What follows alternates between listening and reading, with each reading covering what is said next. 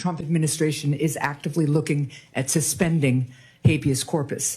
Last week you were asked about this, and I want to clarify your position because it's obviously really important to get this right. So, Secretary Noem, what is habeas corpus? Well, habeas corpus is a constitutional right that the president has to be able to remove people from this country and suspend their right to. Let me stop you, ma'am. Habeas right corpus, excuse me, that's incorrect. President habeas Lincoln corpus, used it. Excuse me. Habeas corpus is the legal principle that requires that the government provide a public reason for detaining and imprisoning people. If not for that protection, the government could simply arrest people, including American citizens, and hold them indefinitely for no reason. Habeas corpus is the foundational right that separates free societies like America from police states like North Korea. As a senator from the Live Free or Die state, this matters a lot to me and my constituents and to all Americans. So, Secretary Noem, do you support the core protection that habeas corpus provides, that the government must provide a public reason in order to detain and imprison someone?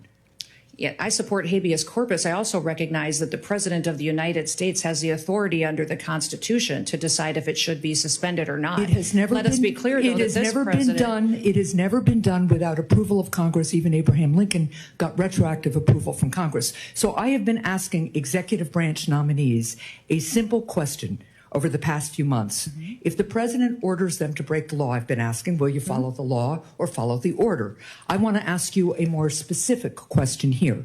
If the president tries to suspend habeas corpus and a federal court reverses the president's order, will you comply with the court order and uphold habeas corpus, or will you follow the president's directive? We are following all federal court orders and are complying with that, as is the president, and every decision that I make as well. That is obviously not true for anybody who reads the news. There are federal court orders right now, including returning somebody who was deported mistakenly. But to be clear, this is about a fundamental legal right that ensures that we live in a free society instead of a police state that would have a sham legal system like Russia or North Korea. So I'm glad that you have now committed to following court orders. I'm glad you believe in the basic freedom for Americans if ordered to do so by a court.